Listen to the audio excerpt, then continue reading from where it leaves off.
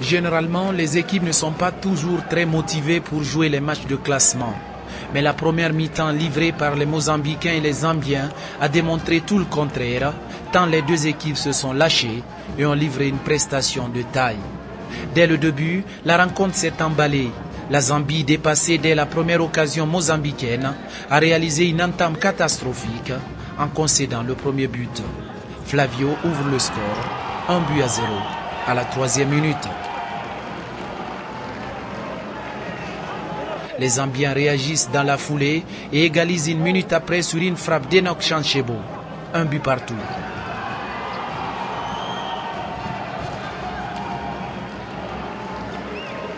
Derrière, c'est les rouges et jaunes qui enfoncent le clou.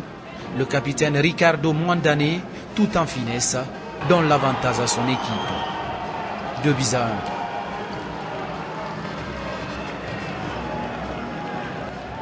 Réaliste, les Mozambicains vont finir par inscrire un 3e but.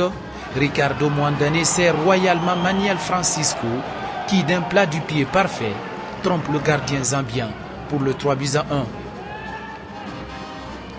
Incapables de construire des actions tranchantes, les Chipolopolo, parfois dangereux, réduisent le score par l'intermédiaire d'Adrien Chama. 3-2. Le jeu s'est considérablement durci au retour des vestiaires avec des défenses plus rugueuses. Les coéquipiers d'Adrien Chama ont été beaucoup plus entreprenants en se créant quelques situations. Les Zambiens finissent même par surprendre, d'abord par Michelo Campoué pour le 3e but, ensuite par Nvinga.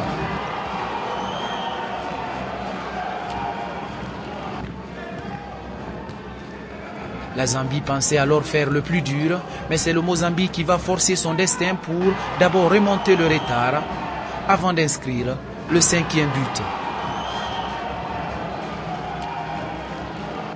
Finalement, la Zambie va décrocher une séance de tir au but inespérée au bout du temps réglementaire, 5 buts partout. Les deux équipes n'ayant pas réussi à se départager pendant les 40 minutes du temps réglementaire ont donc l'occasion de se mettre en évidence à la séance des tirs au but. À ce jeu, c'est le Mozambique qui va s'illustrer le mieux. L'équipe dirigée par Ahmad Abdoul va s'imposer 2-1, puisque 3 des 4 tireurs zambiens ont raté leur tentative. La faute au Mozambique qui l'emporte et qui termine 3e de cette CAN Futsal Guinea Games 2016. I think it's all about lack of experience, and if you saw in most of the games, we beat Jita at the beginning of the games, but the boys picked up as the game went on. So that's one thing that we really learned from this in this tournament. You just have to start with 100%. Yeah. O jogo foi muito difícil.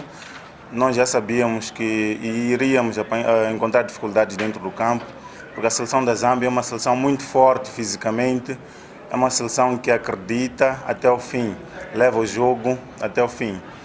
Mas mesmo assim conseguimos estar em vantagem ao longo do jogo. Eles depois empataram e estavam em vantagem, mas mesmo assim acreditamos e conseguimos marcar o 5º golo. Agora, faltando segundos, uma seleção como nossa não devia ter sofrido aquele golo de empate. Mas pronto, são coisas de futebol.